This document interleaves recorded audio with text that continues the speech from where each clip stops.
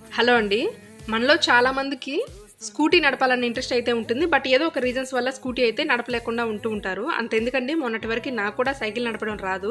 But అట్లాంటిది ఇప్పుడైతే నేను స్కూటీ డ్రైవ్ చేయగలుగుతున్నానండి. ప్రతి దానికి ఏదన్నా చిన్న పనికి అవసరమైనా కూడా హస్బెండ్ మీదే డిపెండ్ అవ్వాల్సొస్తుంది. నన్ను అక్కడ డ్రాప్ చేయి, ఇక్కడ డ్రాప్ చేయని. లేకపోతే ఆటోలో వెళ్ళాల్సొస్తుందనమాట. ఇంకా ఆటో వాళ్ళ సంగతి అంటే మామూలుగా ఉండదు కదా! వందలు తీసుకుంటూ ఉంటారు. ఇదంతా ఎందుకు మనమే స్కూటీ నేర్చుకోవాలి అని చెప్పేసి ఆలోచిస్తున్నప్పుడు నాకు యూట్యూబ్‌లో RK driving school కనపడిందండి.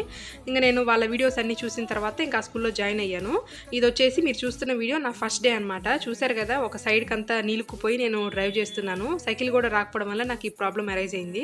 First day కాబట్టి నాకు కొద్దిగా టఫ్‌గా అనిపించిందండి. ఈ చిన్న ఎలక్ట్రిక్ స్కూటీ మీద డ్రైవ్ చేయాలంటే నాకు చాలా హార్డ్‌గా అనిపించింది. బట్ ఫస్ట్ డేనే నేను 2 కాళ్ళు ఆ స్కూటీ మీద నేను ప్లేస్ చేయగలిగాను.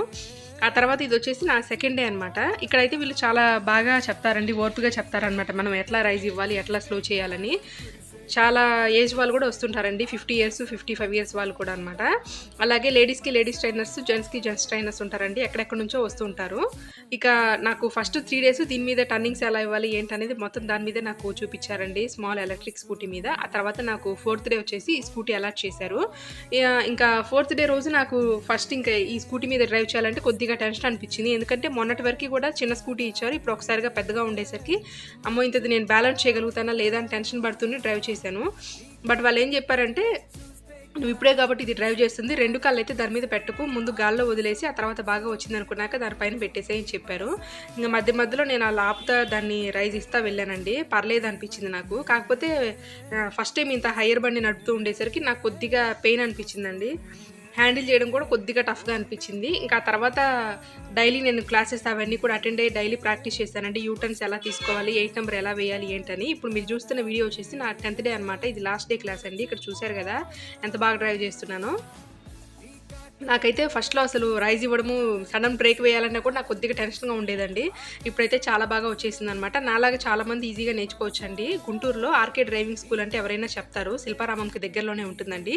10 క్లాసెస్‌కి 3000. మనం కావాలంటే 2 డేస్‌లోనే 10 క్లాసెస్‌ని కంప్లీట్ చేసుకోవచ్చనమాట. అంత బాగా మనకి డ్రైవింగ్ నేర్పిస్తారండి.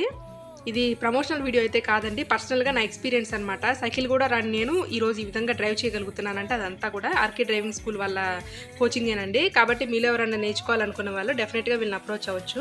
ఇక ఈ ఛానల్ వాళ్ళకి సంబంధించిన లింక్‌ను కూడా నేను డిస్క్రిప్షన్‌లో ఇస్తానండి. అక్కడ ఫోన్ నంబర్స్ కూడా మెన్షన్ చేస్తాను. మీలో ఎవరైనా నేర్చుకోవాలనుకున్నప్పుడు వాళ్ళని కాంటాక్ట్ అయితే ఈజీగా నేర్పిస్తారండి. నాకైతే చాలా హ్యాపీగా ఉందనమాట. ఇంక నుంచి ఎవరి మీద డిపెండ్ అవ్వాల్సిన అవసరం లేదు. ఏది కావాలన్నా నేనే వెళ్లి తెచ్చుకోవచ్చని చాలా హ్యాపీగా అయితే ఫీల్ అవుతున్నానండి.